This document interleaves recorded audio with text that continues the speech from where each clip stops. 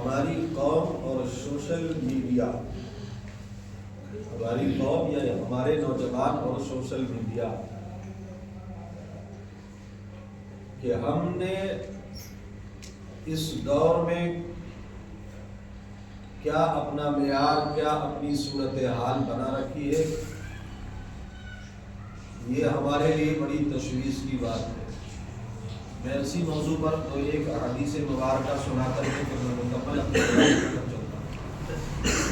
لیکن ہر آدمی یہ مانتا ہے، اور تفسیر میں بھی صبح صبح میں جو سناتا ہوں اس میں بھی یہ واضح طور پر اللہ رب العزت نے فرمایا کہ سب کو مرنا ہے، مرنے کے بعد حساب دینا ہے۔ جو اللہ رب العزت کا فرما بردار ہے وہ جنت کا حقدار ہے، جہنم سے آزاد ہے، اور جو شیطان کا پیروکار ہے وہ جنت سے دور ہے اور جہنم کا حقدار ہے۔ ہم یہ جنت جنت جو سنتے رہتے ہیں ہے نا، اس کی خوبصورتی ہماری سمجھ میں آتی ہے، بڑا خوبصورت، کیونکہ ہم نے خوبصورتی کے نظارے دنیا میں بھی دیکھے۔ کشمیر چلے جائیں، ہماچل چلے جائیں، نینی تال چلے جائیں، مسوری چلے جائیں، یہ علاقے دنیا کی خوبصورتی کو بیان کرتے ہیں۔ تو احادیث مبارکہ کے مطابق کہ جنت ان سب خوبصورتیوں کو اگر ایک طرف سمیٹ کر کے رکھا جائے اور جنت کی خوبصورتی کو ایک طرف رکھا جائے تو اس کے آخری ذرے کے برابر بھی نہیں۔ تو ہماری سمجھ میں آتا ہے کہ جنت بڑی خوبصورت جگہ ہے، مگر ہم نے ایسے مناظر نہیں دیکھے کبھی جو ہمیں جہنم کی یاد دلاتے۔ ایسے مناظر ہم نے کبھی مشاہدہ بھی نہیں کیا ہوگا، ملاحظہ بھی نہیں کیا ہوگا کہ جو ہمیں جہنم کی یاد دلا۔ جہنم ہے کیا، میں آپ کو بتاؤں، ایک چھوٹی سی بات کے اندر آپ کی سمجھ میں آ جائے کہ جہنم ایسی ہولناک، خوفناک جگہ کا نام ہے، ایسی حرارت والی گرمی ہے اس کے اندر۔ آقا کریم صلی اللہ علیہ وسلم کی حدیث پاک ہے کہ اگر جہنم کے دروازے کو سوئی کے ناکے کے برابر، سوئی کا ناکا سمجھتے ہیں جس میں دھاگا ڈالا جاتا ہے، سوئی کے ناکے کے برابر جہنم کے دروازے کو دنیا کی طرف کھول دیا جائے تو لوگ اس سے نکل کر کے آنے والی گرمی کی شدت کو برداشت نہ کر کے اپنی جانیں گنوا بیٹھیں۔ ذرا سوچو یار، کیسی وہ جہنم ہے، اور اس جہنم کا ایندھن وقودھا الناس والحجارہ، قرآن کہتا ہے اس کا ایندھن انسان اور پتھر ہے۔ کون ہے؟ انسان اور پتھر۔ اب آپ دنیا کی آگ دیکھیے کہ دنیا کی آگ اگر ہمارے بدن پر مس ہو جائے تو ہم اور آپ بے چین اور بے قرار ہو جاتے۔ کوئی گرم برتن اگر پکڑ لے تو شدت بیزاری سے ہم بے چین ہو جاتے ہیں۔ اگر آگ کا کوئی شعلہ اگر ہمارے ہاتھوں سے مس ہو جائے تو نہ جانے اس کے چین اور سکون کو حاصل کرنے کے لیے ہم کتنی ترکیبوں کا استعمال کرتے ہیں، ہے نا۔ ڈاکٹر کے پاس جاتے ہیں، اس کے اوپر ٹھنڈک لانے کے لیے بہت ساری چیزیں گھریلو نسخے کے اعتبار سے بھی استعمال کرتے ہیں۔ تو یہ دنیا کی آگ ہے۔ حدیث پاک میں ہے کہ دنیا کی آگ ہے نا جہنم کے ہزاروں ہزار درجے سے بھی کہیں زیادہ تھوڑی ہے۔ جہنم کے آگ کی حرارت کے درجوں سے ہزاروں ہزار، ایک ہزار نہیں، ہزاروں ہزار درجہ کم ہے۔ تو اندازہ لگاؤ یار دوستوں کہ جب اس کی شدت کا عالم ہے تو اس سے ہزاروں درجہ اس کی شدت زیادہ ہے، اس کا عالم کیا ہو۔ سوچو کبھی کہیں ہم اپنے گناہوں کی بنیاد پر اگر جہنم میں ڈال دیے گئے تو ہمارا کیا حال ہے۔ سوچو کبھی یار کہ اگر جہنم کی آگ ہمارا مسکن بن گئی تو پھر ہم کیا کریں گے، کیسے چین لیں گے، کیسے سکون پائیں گے، کیسے راحتیں ہم کو ملیں گی۔ اور یہ سب نربھر ہے، یہ سب دنیا کے اوپر ہے کہ دنیا میں تم نے کیا کیا، نیک اعمال کیے ہیں یا برے اعمال کیے، جو دنیا پر ہے۔ آقا کریم صلی اللہ علیہ وسلم نے فرمایا ان الدنیا مزرع الآخرہ، دنیا جو ہے وہ آخرت کی کھیتی ہے، یہاں جو عمل تم بو گے، عمل کا جو بیج تم یہاں ڈالو گے، اس کا پھل تمہیں کہاں ملے گا؟ مرنے کے بعد۔ کہاں ملے گا؟ مرنے کے بعد میں۔ یہاں جو بھی کر کے جاؤ گے اس کا پھل ہمیں بعد میں ملے گا۔ جنت والے اعمال ہیں تو اللہ جنت نصیب فرمائے گا، اور اگر دوزخ والے ہمارے اعمال ہیں تو اللہ اس حرارت والی جگہ میں، جس کی تاب انسان کے بس کی بات نہیں ہے، انسان کے بس سے بہت دور ہے، اللہ رب العزت اس کو ہمارا مسکن، ہمارا ٹھکانہ بنائے گا۔ حدیث پاک ہے، پیارے آقا صلی اللہ تعالی علیہ وسلم نے ارشاد فرمایا، عن ابن عباس قال قال رسول اللہ صلی اللہ تعالی علیہ وسلم اهون اهل النار عذابا ابو طالب وهو متنعل بنعلين يغلي منهما دماغه۔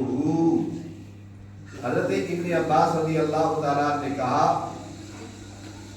کہ رسول کریم صلی اللہ علیہ وسلم نے فرمایا کہ دوزخیوں میں سب سے ہلکا عذاب ابو طالب کو ہوگا، اس کو آگ کے جوتے پہنائے جائیں گے جن سے اس کا دماغ کھولنے لگے گا۔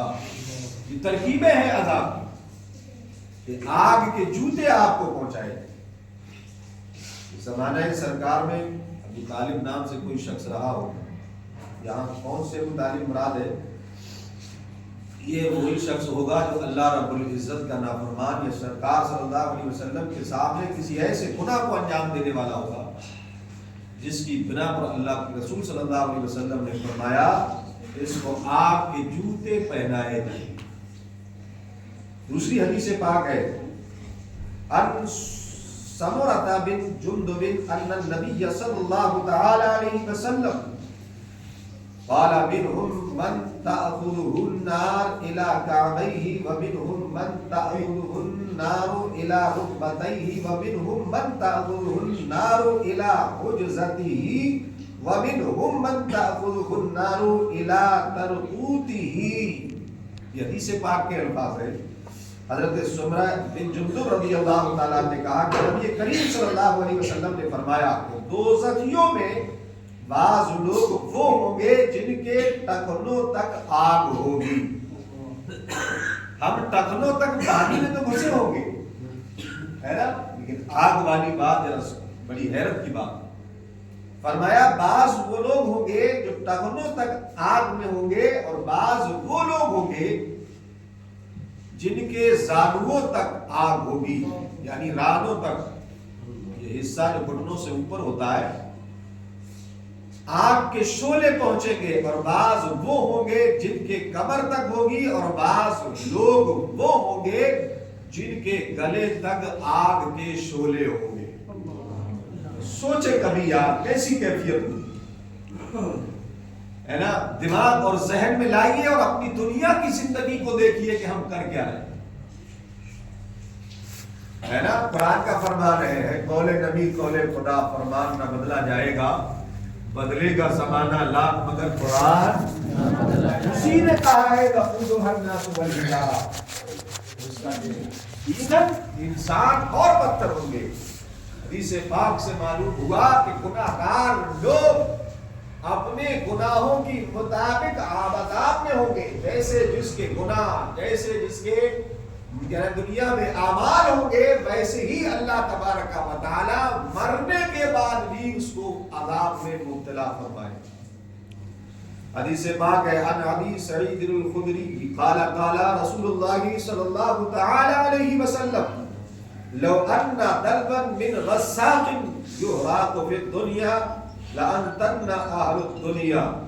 حضرت ابو سعید خدری رضی اللہ تعالیٰ نے کہا کہ سرکار اقدس صلی اللہ تعالی علیہ وسلم نے فرمایا کہ اگر اس زرد پانی کا ایک ڈول، غور سے سنیے گا مسلمانوں، بڑے ٹھنڈے ٹھنڈے مشروبات ہم پیتے ہیں، اگر اس زرد پانی کا ایک ڈول جو دو زخمیوں کے زخموں سے جاری ہوگا دنیا میں ڈال دیا جائے تو دنیا والے بدبو برداشت نہ کریں گے. سمجھ رہے آپ؟ یہ دوزخ کا وہ عذاب ہے. سمجھ رہے ہیں آپ؟ دنیا میں اگر ہمارے سامنے کہیں سے کوئی بدبو آنے لگے نا ناک بند کر کے ہم اور آپ نکلا کرتے ہیں وہاں کیا کیفیت ہوگی آپ اس حدیث پاک سے اندازہ لگا لیں. آخری حدیث پاک ہے پھر میں اور باتیں کروں گا آپ سے. انا عبد الله ابن العارف بن جزء قال قال رسول الله صلى الله عليه وسلم ان في النار حيات كأمثال البخت تلسع إحداهن اللسعة فيجد حموتها 40 خريفا وإن في النار عقارب كأمثال البغال المكفى تلسع إحداهن اللسعة فيجد حموتها 40 خريفا. اچھا سرکار صلی اللہ علیہ وسلم کی زبان مبارک سے نکلے ہوئے جملے جب آپ سنتے ہو تو کچھ دقت پیدا ہوتی کہ نہیں؟ یہ وہ جملے ہیں جو زمانہ سرکار میں صحابہ نے اپنی زبانوں سے سنے ہوں گے. آج آپ ہماری زبان سے سن رہے ہو کسی اور کی زبان سے آپ سنتے ہو. کیسی کیفیت ہوگی, کیسا عشق ہوگا, کیسا آدمی کا جذبہ ہوگا. حضرت عبداللہ بن حارث بن جز نے کہا کہ رسول کریم صلی اللہ علیہ وسلم نے فرمایا کہ دوزخ میں بختی اونٹ کے برابر سانپ ہے. یہ سانپ ایک مرتبہ کسی کو کاٹے تو اس کا درد اور زہر 40 برس تک رہے گا, اور دوزخ میں پالان باندھے ہوئے کھچروں کے مثل بچو ہیں تو ان کے ایک مرتبہ کاٹنے کا درد زہر 40 سال تک رہے گا. سانپ جو اونٹ جو بتایا ہے اس کے اندر بختی اونٹ یہ لمبی اور اونچی نسل کا ہوتا ہے نا, اور پالان باندھے ہوئے کھچروں کے مثل بچو ہیں. پالان آپ سمجھتے ہو نا, کھچروں میں وہ جو لاد بنا کر کیا لاتے ہیں اس کے اوپر سامان بھرتے ہیں, کٹے کا بنا ہوتا ہے, کہیں کہیں رسی کا بنا چنا ہوا ہوتا ہے, تو اس کو لاد کر کے اس کے اوپر جو سامان بھرتے ہیں. تو پالان لاد باندھے ہوئے کھچروں کے مثل بچو ہوگے. بڑے بڑے کھچر کتنا بڑا ہوتا ہے, بہت بڑا ہوتا ہے, اتنے بڑے بچو ہوگے. فرماتے ہیں کہ تو ان کے ایک مرتبہ کاٹنے کا درد زہر 40 سال تک رہے گا, اور وہ اس کو مسلسل یوں ہی ڈستے اور کاٹتے رہیں گے. آخر ہوگا کیا؟ اب سنیں آپ, ہم رات کو لیٹتے ہیں, صبح تک چین کی نیند سوتے ہیں, ہمیں کوئی احساس نہیں کہ ہمیں آخر مرنے کے بعد ہونا کیا. صبح کو روزی اور روٹی کی تلاش میں دولت کمانے کی آرزو اور تمنا لے کر کے ہم نکلتے, شام کو اپنے گھر آتے, کوئی احساس نہیں کہ ہمیں کچھ اور بھی کرنا ہے, اللہ نے کسی اور کے لیے بھی بھیجا ہے. دنیا کے ہر عیش, ہر مستی, ہر شان, ہر شوکت کے لیے بندہ رات اور دن ایک کر دیا کرتا ہے, جبکہ جانتا ہے کہ دنیا کا آرام تھوڑے دن کا ہے. دنیا کی اگر تکلیف ہے تو تھوڑے دن کی ہے, اور بعد موت کا آرام بھی ہمیشہ والا ہے اور اس کی تکلیف بھی ہمیشہ والی. لیکن افسوس اس بات پر ہوتا ہے کہ سب کچھ جاننے کے بعد میں بھی ہم دنیا تو اچھی کرنے میں لگے رہتے ہیں, لیکن آخرت اچھی کرنے کے لیے کبھی ہم کوشاں نہ کرنے ہیں, نہ اپنے متعلق, نہ اپنے اولاد کے تعلق سے, نہ اپنے گھر والوں کے تعلق سے, نہ دوست احباب کے تعلق سے, نہ رشتہ داروں کے تعلق سے. مسلمانوں, اس دنیا میں ایسے بھی لوگ گزرے کہ جنہوں نے رات اور دن اللہ اللہ اللہ کیا ہے, اس کے باوجود بھی رونا ہے کہ پروردگارہ نہ جانے ہمارے ساتھ قبر میں کیا کرے گا, پروردگار عالم نہ جانے دوزخ میں ہمارے ساتھ, ہمیں دوزخ میں ڈالے گا کہ جنت میں ڈالے گا, میدان محشر میں رب ہمارے ساتھ کیا کرے گا. حضرت امام زین العابدین رضی اللہ تعالی, یہ حضرت علی رضی اللہ تعالیٰ کی اولاد حضرت امام حسن کی اولاد، اس کی اولاد میں سے کربلا کے وقت جب آپ امام حسن اور حسین کو یاد کرتے ہیں، آپ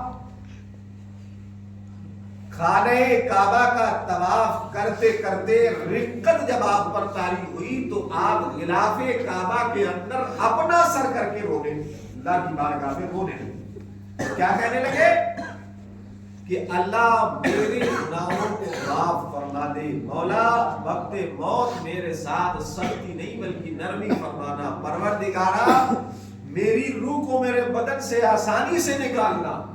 رو رو کر کے، بھائی رو کر کے اگر کوئی دعا کرے تو کیا کرتا ہوگا؟ اسی طریقے کے جملے بولتے ہوگا کہ پروردگارا قبر بھی میرے لیے آرام کا گہوارہ بنانا، میدان محشر کو بھی میرے لیے چین کا گہوارہ بنانا مولا، اور اس کے بعد میرے مقدر میں جنت کو تحریر فرما۔ یہی تو دعا ہوگی۔ تو اب حضرت امام زین العابدین رضی اللہ تعالیٰ عنہ گلاف پکڑ کر کے اندر اپنا سر کر کے رو رہے ہیں۔ طواف کرنے والے جب بھی در کو آتے تو آپ کے رونے کی، گڑ گڑانے کی، رب کی بارگاہ میں رقت دیکھ کر کے اللہ اکبر سوچتے نہ جانے کون بندہ ہے جو اپنے گناہوں کو لے کر اللہ کی بارگاہ میں اتنا رو رہا ہے۔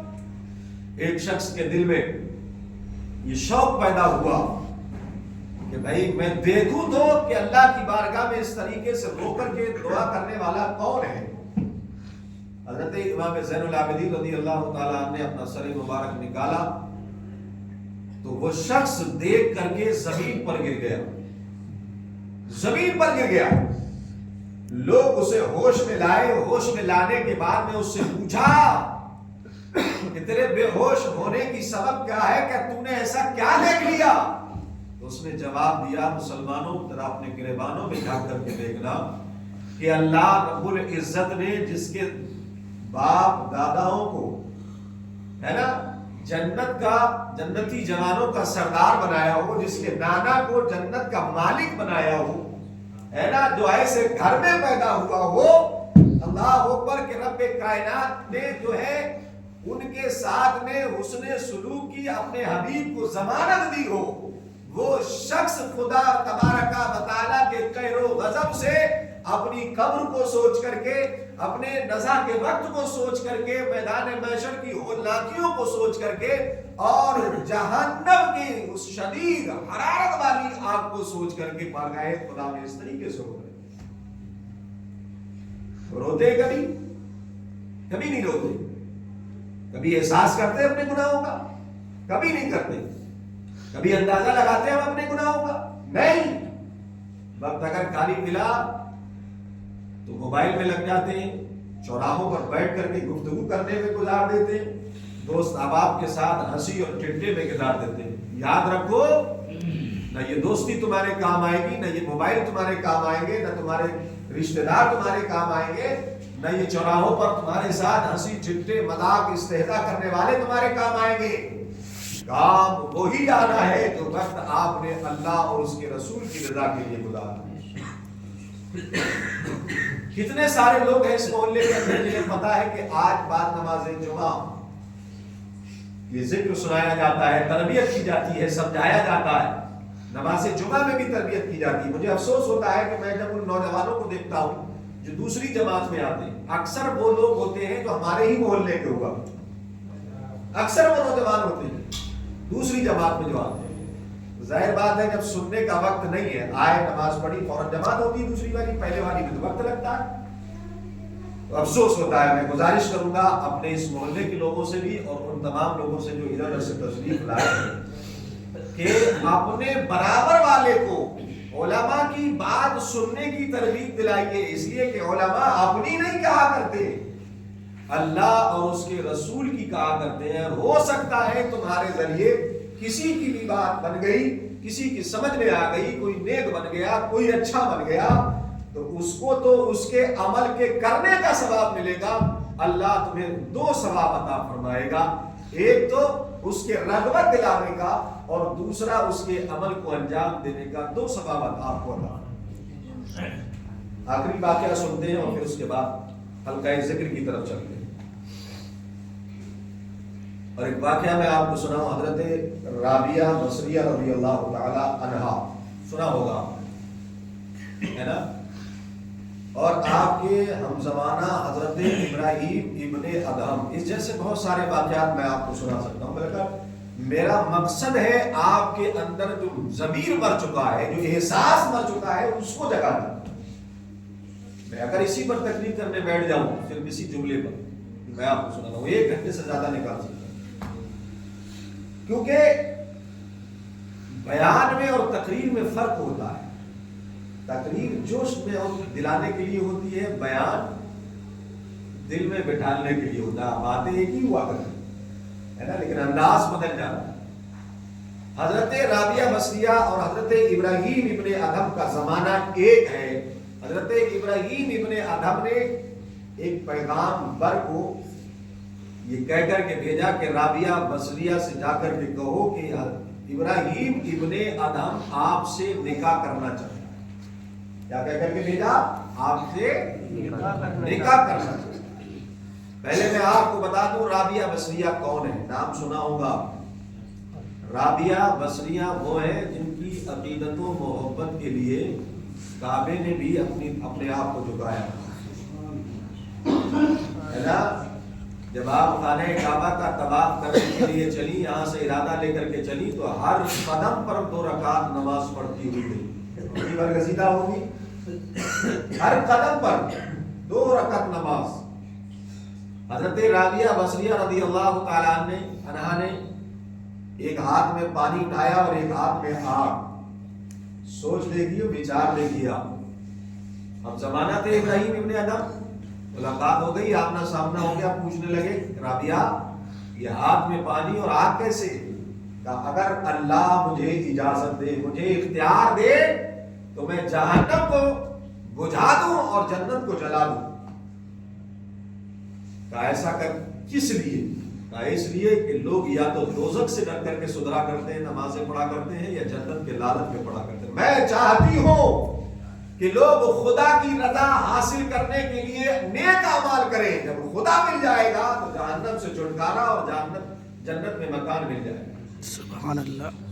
یہ تھی رابعہ بصریہ، حضرت ابراہیم ابن ادہم کی شخصیت۔ آپ کبھی دائیں دیکھتے، آپ جو ہے وہ چکی پیسا کرتے تھے، اور چکی پیستے پیستے آپ کبھی ادھر دیکھتے، کبھی ادھر دیکھتے، کبھی آگے کبھی پیچھے، تو آپ کے جو ہمنوا تھے پوچھا کہ آپ ایسا کیوں کرتے ہو، کیا بات ہے؟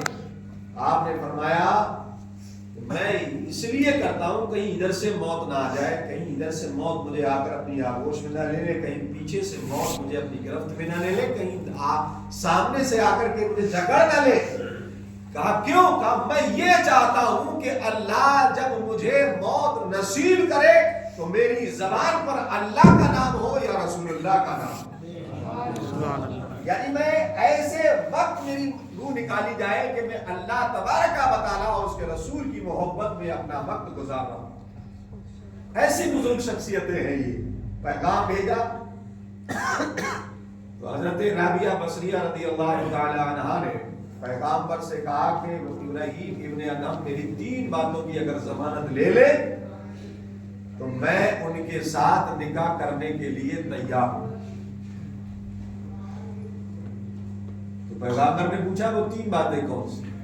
کہا پہلی تو یہ وہ اس بات کی ضمانت لے کہ میں دنیا سے ایمان کے ساتھ رخصت ہوں۔ دوسری ضمانت یہ کہ پل صراط پر میں آسانی سے گزر جاؤں۔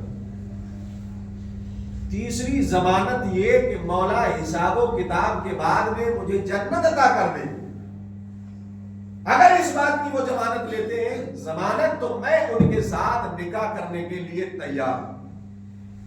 اب ذرا سوچئے گا کہ پیغمبر جب واپس آیا اور آنے کے بعد میں اس نے حضرت ابراہیم ابن ادہم سے کہا کہ رابعہ بصریہ نے شرطیں رکھی ہیں، اگر آپ اس بات کی ضمانت لے لو تو رابعہ آپ کے ساتھ نکاح کرنے کے لیے تیار، تاکہ شرائط بیان کرو۔ شرائط بیان کیے گئے، انہوں نے کہا کہ میں ساتھ ایمان کے دنیا سے جاؤں، اس بات کی ضمانت، میں راہ پل صراط پر آسانی سے گزروں، اس بات کی ضمانت، اور بعد حساب و کتاب اللہ مجھے جنت میں مقام نے اس بات کی ضمانت حضرت ابراہیم ابن ادم کھڑے سے بیٹھ گئے اور بیٹھنے کے بعد میں کہا اے پیغمبر ابراہیم ابن ادم کو جب آبنا ہی نہیں پتا ہے کہ ساتھ ایمان کے جائے گا کہ نہیں جائے گا, پل صراط میں آرام سے گزرے گا کہ نہیں گزرے گا, اللہ حساب و کتاب کے بعد جنت دے گا کہ نہیں دے گا, جب آبنا ہی نہیں پتا تو رابعہ کی ضمانت پھر کیسے لے سکتا؟ سوچو یار, اب ایک وقت کی نماز پڑھنے بڑا سینہ چوڑا کرتے ہے نا, 10 روپے بھی اگر خدا کی راہ میں خرچ کرتے بڑا سینہ ہم نے دیے ہیں, ہم نے ایسا کیا. مسلمانوں کبھی نہ اتراؤ عبادت پر, اس لیے کہ عبادت کرنا کمال نہیں ہے, اس پرفتن دور میں عبادت کر کے اس کو بچا لینا کمال ہے. کہ شیطان ہم وقت ہمارے پیچھے, بلکہ حدیث میں یہ ہے کہ خون کی طرح ہماری رگوں میں جاری ہے, جب چاہتا ہے وسوسہ سے ہماری دنیا بدل دیا کرتا ہے, احساسات بدل دیا کرتا ہے, حالات بدل دیا کرتا ہے. اس لیے امید کروں گا کہ دوزخ کے حالات سننے کے بعد, اللہ رب العزت کے مکرم بندوں کی یہ کیفیت دیکھنے کے بعد میں ہمارے نوجوان اس بات پر آمادہ ہوں گے کہ انشاءاللہ آج ہم یہ عہد کریں کہ آج کے بعد گناہوں سے اپنے آپ کو باز رکھیں انشاءاللہ گناہوں سے. اور میں آپ کو بتا دوں آخری بات, گناہوں سے اپنے آپ کو تنہائی میں بچانا یہ بڑا مشکل کام, یا گناہگار لوگوں کے ساتھ میں رہ کر کے اپنے آپ کو گناہ سے بچانا یہ بھی بڑا مشکل کام. بھائی ایک آدمی دنیا دار ہے, آپ اس کے ساتھ میں رہو گے تو کیسے اپنے آپ کو بچا سکتے ہو؟ اگر آپ بچنا بھی چاہو گے تو وہ آپ کو اس بات پر آمادہ کرنے کی کوشش کرے, کیا کر رہے ہو یار, بولتے نا جواب. تو ایسے لوگوں کی صحبت میں رہو, ایسے لوگوں کی نگرانی میں رہو کہ جو تمہیں نیکی پر بھی آمادہ کرے اور نیک بننے کے لیے تمہاری ہمیشہ کوشش میں لگے رہو. اور وہ کون ہوتے ہیں؟ یا تو مبلغ دعوت اسلامی, یا علماء اہل سنت, یا ائمہ حضرات, یا حفاظ, یا وہ لوگ جو ان لوگوں کی صحبت میں رہ کر کے خود دیندار بن چکے. آج تو لوگ علماء کے پاس بیٹھنا پسند نہیں کرتے یار, یہ تو یہی کہیں گے. میں نے یہ جملہ ایک بار بولا تھا کہ دوست حقیقت میں وہی ہمدرد ہوا کرتا ہے جو نیکی کے لیے ابھارے, جو برائی پر آمادہ کرے وہ دوست نہیں ہے, بلکہ وہ تمہارا دین اور دنیا دونوں کا دشمن, دین اور دنیا دونوں کا دشمن. اس کے ساتھ میں رہو جس کے ساتھ میں رہ کر تمہاری دنیا بھی اچھی ہو اور اس کے ساتھ میں رہ کر کے تمہاری آخرت بھی اچھی. دعوت اسلامی کا ماشاءاللہ اب تو مہینے میں 2 بار بھی قافلہ آ رہا ہے نا. ہماری اور آپ کی کوشش میں کیوں آ رہا ہے؟ یہ آپ کو, آپ کے بچوں کو دیندار بنانے کے لیے ہے نا. اتنا سننے کے بعد میں بھی اگر آپ ضرورت سے جا سکتے ہیں تو جائیں, لیکن اولاد کو ضرور اپنی یہاں ان کے حوالے کر کے جائیں, اولاد کو ضرور ان کی نگرانی میں کر کے جائیں, تاکہ ہو سکتا ہے ان کی نگرانی سے اگر تمہاری اولاد نیک پاک باز بن گئی تو یہی اولاد تمہارے لیے بخشش کا ذریعہ بنتی نظر آئے, ہے نا. انشاءاللہ دعوت اسلامی کے قافلے میں اگر وقت ہو تو بچوں کو بھی سفر کروائیں. بچے جتنے میرے پاس پڑھتے ہیں ان بچوں کو میں نے قاری صاحب قبلہ سے کہا کہ جب تک آپ یہاں پر ہو اپنے ساتھ میں انہیں اٹھاؤ, بٹھاؤ, سکھاؤ, یعنی قافلے میں آنے والے لوگوں کی طرح ان کی تربیت کرو. اگر ان کے ماں باپ یہاں ہیں میں ان سے گزارش کروں گا کہ وہ اپنے بچوں کو آج سے لے کر کے پرسوں شام تک قافلہ رہے گا ان کے حوالے. ضرورت ہے دوا لینے جانا ہے, ٹیوشن پڑھنے جانا ہے, اسکول جانا ہے تو جا سکتا ہے, لیکن جیسے ہی وقت خالی ہو فوراً ان کی نگرانی میں ہے نا, تاکہ یہ دین کی باتیں اس کے ذہن و دماغ اور اس کے دل میں بٹھا لے.